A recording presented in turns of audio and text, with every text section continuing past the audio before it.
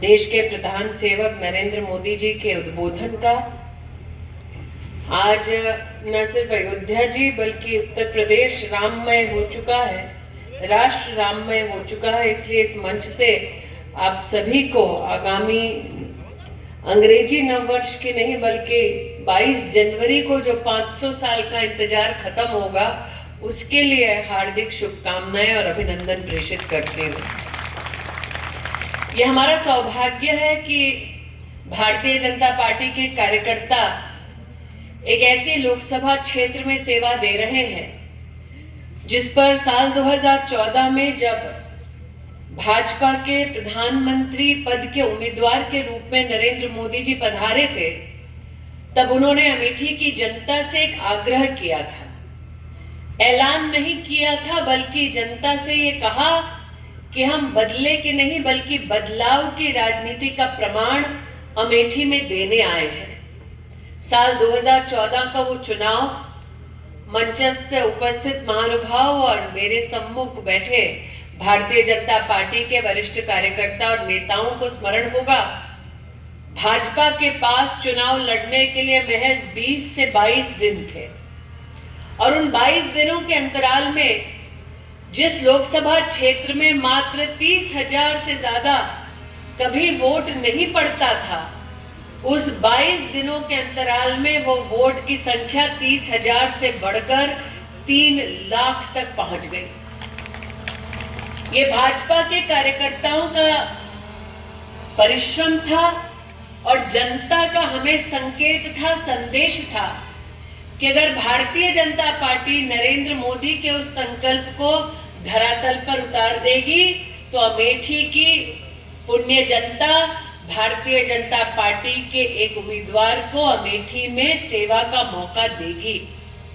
आज मैं इस मंच से भाजपा के हर उस कर्मठ कार्यकर्ता और नेता का आभार व्यक्त करती हूं कि 2014 में चुनाव नहीं जीते तब भी नरेंद्र मोदी के संकल्प को हमने धरा पर उतारा और हमने गांव-गांव, घर-घर जाकर विकास के परचम को लहराने का प्रयास किया। यह हमारा अहोभाग्य था कि प्रदेश में भी भारतीय जनता पार्टी की सरकार आई और डबल इंजन की सरकार का क्या महत्व होता है उसका दर्शन पहली बार अमेठी की जनता को साल 2017 के बाद से ही अमेठी में देखने का सौभाग्य प्राप्त हुआ। 2019 में आपने उम्मीदवार के रूप में आई एक महिला को अपनी दीदी बना लिया। यही मेरी जीवन की सबसे बड़ी उपलब्धि है, मेरे जीवन का सबसे बड़ा सौभाग्य है। लेकिन जिस बदलाव की चर्चा हमारे देश के प्रधान सेवक कर रहे थे, उस बदलाव को अमेठी में किस तरह से भाजपा ने परिभाषित किया, आज प्रधानमंत्री जी के जुड़ने से पहले मैं आपके सम्मुख वो 2-3 बिंदु रखना चाहती हूँ। 2014 के चुनाव से पहले 4 साल के सांसद हैं, 40 साल वालों को तो पहले हिसाब बताओ। ये कहना उचित है कि अमेठी के इतिहास में पहली बार AK 203 की जब फैक्ट्री का एक न्योता आया, एक सौगात आई, तो किसी ने ये कल्पना नहीं की होगी कि प्रत्यक्ष रूप से भारतीय सेना की सेवा देने का एक बहुत बड़ा पुण्य अवसर अमेठी की इस धरा को मिलेगा। ये भी कहना उचित है, आज उत्तर प्रदेश में सबसे बड़ी पोल्ट्री फीड की अगर कहीं फैक्ट्री है तो वो अमेठी लोकसभा क्षेत्र में है। ये भी कहना उचित है कि आज साउथ एशिया का सबसे बड़ा कोका कोला का अगर बॉटलिंग प्लांट कहीं है तो वो अमेठी लोकसभा क्षेत्र में है। और आज इंडियन ऑयल की ये एक विस्तारीकरण के माध्यम से जिस प्लांट में एक जमाने में मात्र 3,000 सिलेंडर का बॉटलिंग होता था दिन में, अब मोदी के राज में वहां पर 17,000 सिलेंडर की बॉटलिंग होगी हर दिन। जहां पर मात्र 10 ट्रक का लोड भरा जाता था हर दिन, आज वहां पर 50 ट्रकों का लोड भरा जाएगा। मोदी ने कर दिखाया कि अमेठी की कितनी क्षमता है, उस क्षमता में विस्तार हो, उस क्षमता में वृद्धि हो।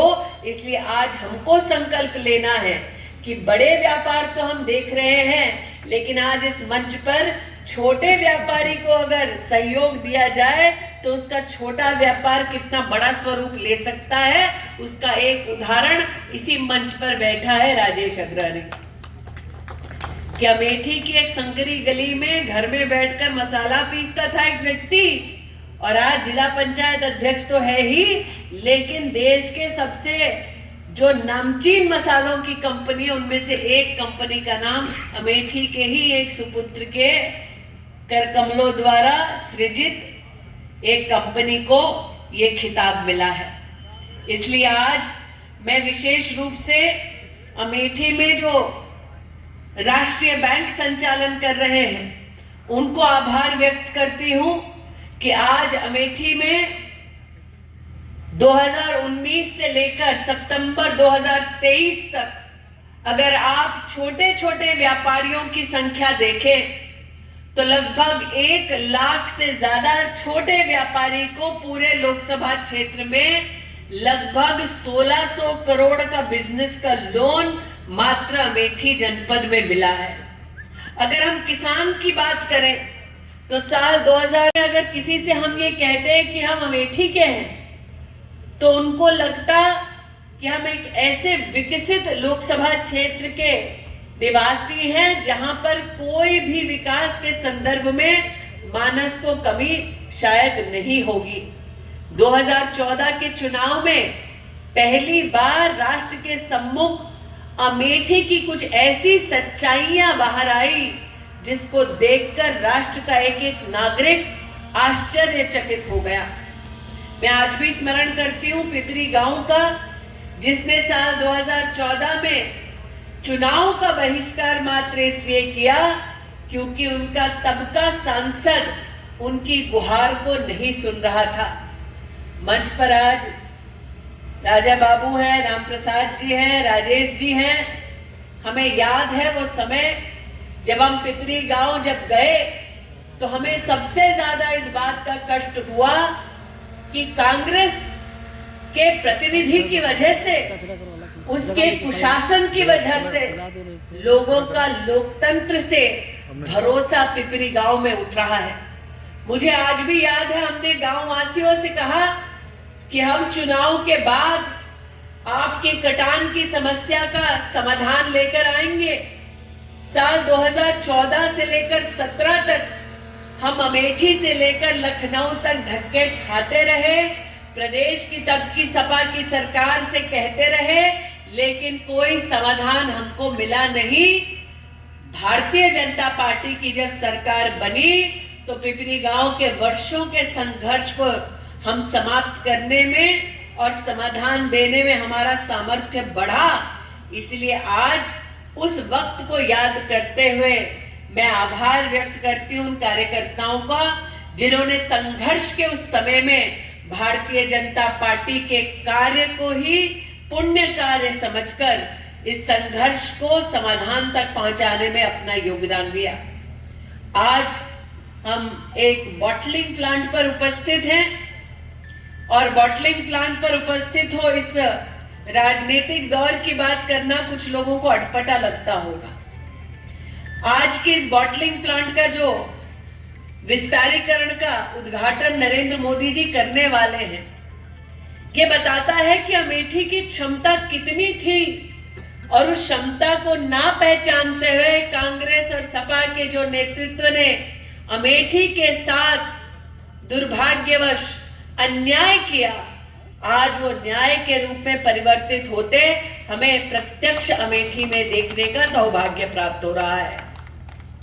96 के साल में मात्र ये दिखलाने के लिए कि एक प्रोजेक्ट आ रहा है, एक छटाक भर का प्रोजेक्ट इस क्षेत्र को दिया जाता है। मैं एक सांसद हूं, आप सबकी कृपा से केंद्र में मंत्री हूं, लेकिन इस क्षेत्र ने एक ऐसा सांसद भी देखा जिनका परिवार पूरे देश की सत्ता को अपने हाथ में लेकर बैठा था और उस पूरे संसदीय कार्यकाल में उन्होंने इस प्लांट की ओर एक नजर तक नहीं देखा। आज मुझे कहते हुए हर्ष की अनुभूति होती है कि प्लांट की क्षमता में लगभग 6 गुना वृद्धि करने का अगर काम किसी ने किया है तो उस नेता का नाम नरेंद्र दामोदर दास मोदी है।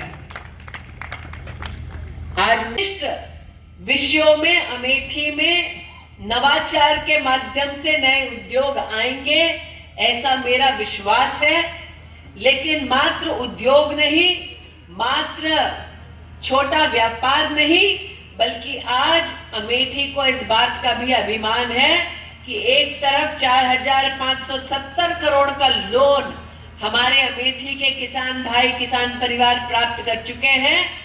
उसी श्रृंखला में अमेठी के इतिहास में पहली बार किसान की मांग पर गौरीगंज में खेत का अपना रैक उतरा खाद का, साथ ही सॉइल टेस्टिंग लैब, कृषि विज्ञान केंद्र, ये सारी सुविधाएं हमको देने वाले नेता का नाम नरेंद्र मोदी है। और आज विकसित भारत संकल्प यात्रा में हमने जिला प्रशासन के सौजन्य से, उनके सहयोग से ये सुनिश्चित किया है कि अब हर न्याय पंचायत में ड्रोन के माध्यम से किस प्रकार से फर्टिलाइजर का उपयोग होगा, पशुपालन में किस प्रकार से देखभाल की जाएगी, वैक्सीनेशन की पशु की उसकी व्यवस्था होगी, हॉर्टिकल्चर में किस प्रकार से व्यवस्था होगी।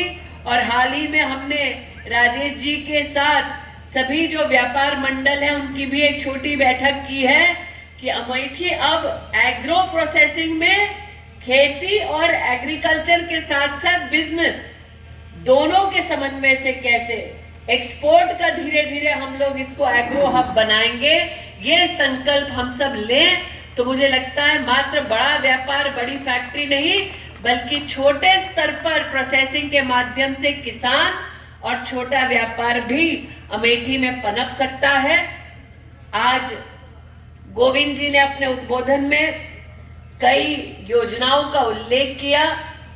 एक महिला होने के नाते गोविंद जी, मुझे सबसे ज्यादा कष्ट इस बात का था कि ये क्षेत्र ऐसा है अमेठी रायबरेली जहां पर सत्ता की बागडोर एक महिला के हाथ में थी और जिन्होंने रिमोट से प्रधानमंत्री चलाया, लेकिन अमेठी में 3,92,000 परिवारों को शौचालय से वंचित रखा। और एक भाई के नाते, एक संरक्षक के नाते नरेंद्र मोदी ने गरीब परिवार की बहू बेटियों की जो इज्जत और जो सम्मान को बढ़ाने का काम किया है, उसके लिए हम जितना आभार माने उतना कम है। आज राम प्रसाद जी हमारे भाजपा के अध्यक्ष यहाँ विराजमान है।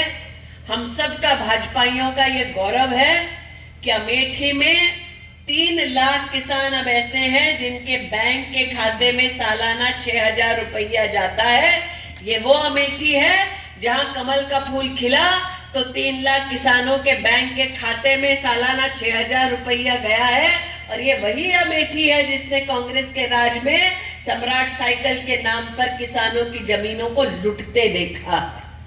आज हमारा ये सौभाग्य है कि प्लांट का तो विस्तार हुआ ही, लेकिन जैसे राजा बाबू इससे पहले विकसित भारत यात्रा में कह रहे थे, अमेठी ने वो दिन देखे जब साहूकार को या किसी बड़े आदमी को गैस की एजेंसी मिल जाती थी, लेकिन गरीब को गैस का सिलेंडर नहीं मिलता था। अभी अभी मैंने किसी न्यूज चैनल पर देखा है, प्रधानमंत्री जी अयोध्या गए तो एक ऐसी बहन के घर गए जिसको उज्ज्वला की सौगात मिली। वो शायद 10 करोड़ तक उज्ज्वला लाभार्थी अब देश में हो चुके हैं, ऐसी बहन के घर वो गए हैं। प्रधानमंत्री मोदी ने कहा है कि बहन सिर्फ चूल्हा चौके तक सीमित नहीं रहेगी, अब ड्रोन भी चलाएगी। ये ड्रोन कोई भाई चला रहा होगा, उसको बोलना चाहती हूँ बहुत ही जल्द अमेठी में समूह की बहन भी ड्रोन चलाने का सामर्थ्य रखती है, वो भी देखने को हमें मिलेगा। इसी प्रकार से अमेठी की क्षमता में वृद्धि होती रहे, चाहे वो इंडियन ऑयल की क्षमता हो या साधारण नागरिक की क्षमता हो। हम सभी नागरिक भाई और बहन और संगठन से संबंधित सभी कार्यकर्ता प्रधानमंत्री जी तक हमारी आवाज पहुंचे, इतनी तेज हम लोग जोरदार ताली बजाकर उनका आभार व्यक्त करके, उनका अभिनंदन करके मैं अपनी वाणी को विराम देती हूँ। जय हिंद, जय भारत। हम सब प्रधानमंत्री जी जुड़े कार्यक्रम से उसके लिए आतुरता से बाट देख रहे हैं। लेकिन आप सब जानते हैं कि सुबह से प्रधानमंत्री जी अयोध्या जी में हैं, जहां पर रोड शो में लोगों की भीड़ उमड़ पड़ी। फिर सुनने में आया प्रधानमंत्री जी एक बहन के यहाँ गए जो उज्ज्वला लाभार्थी हैं, उनसे मिले। निषाद परिवार में भी प्रधानमंत्री जी का एक वहां पर एक विजिट हुई, जिसमें सुनने में आया है कि उन्होंने उस निषाद परिवार को जो प्राण प्रतिष्ठा होने वाली है 22 तारीख की, उसमें उनको आमंत्रित किया है। तो चूंकि प्रधानमंत्री जी अयोध्या जी में भी हैं, चाहे वो अमृत भारत या वंदे भारत की ट्रेन हो, चाहे यहाँ पर बॉटलिंग प्लांट का विस्तार हो, जहां जहां उनके पग पड़े हैं वहां वहां विकास का कमल खिला है। मैं तो आशावादी हूँ कि राजा बाबू आप थोड़ा जादू चलाइए कि प्रधानमंत्री जी पुनः 2024 के चुनाव से पहले अमेठी आए, हम सबको आशीर्वाद दें। ये जिम्मेदारी राजा बाबू आपको देते हैं। धन्यवाद।